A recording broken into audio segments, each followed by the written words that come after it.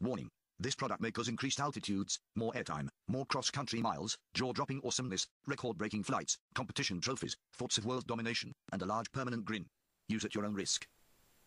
This is the pre-flight briefing for Practical Exercise 4, Steady Circles 3. The two main purposes of this exercise are to test your ability to hold a steady airspeed and bank angle in more turbulence, and to prove that even without instruments, and with little or no feel of the air or glider, a steady circle does a pretty good job of keeping you in a thermal. A wide thermal at least. This exercise is just like the previous one, except for 4 things. First, the thermal will be more turbulent. You may not even notice this, though, compared to the previous exercise, since you'll probably be inside this thermal most of the time, and thus may not have the more turbulent experience of entering and leaving the thermal that you had in the previous exercise. Second, you won't be able to see the glider's cockpit, including instruments, and won't be able to hear the vario. So you won't have the airspeed indicator, altimeter, vario, or even the glare shield edge to use as a bank angle reference. Third, you'll be circling in a much wider thermal.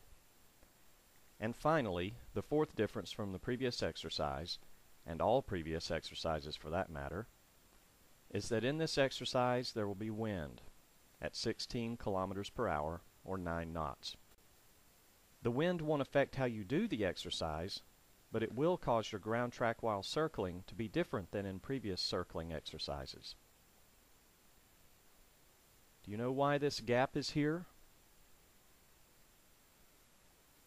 You'll get the answer in the post-flight debrief, but until then, don't worry about it. Here's the flight track playback at about 7 times actual speed of a successful attempt of this exercise. To pass this exercise, you simply must make at least 9 consecutive circles in each direction and must keep your circle durations within a certain range. Because there's wind in this exercise, and the only speed shown in Condor's flight analysis is ground speed, there's no speed consistency requirement like there was in the previous exercise.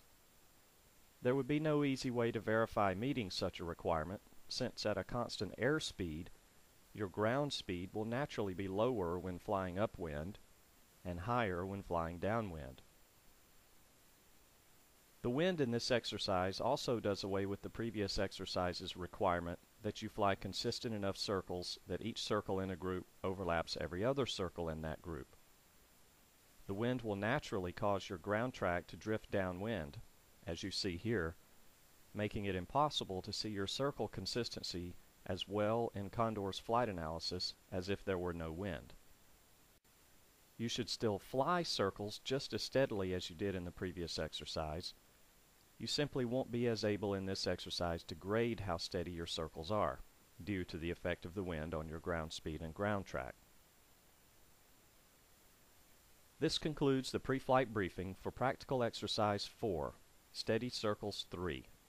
Relax, have fun, and good luck.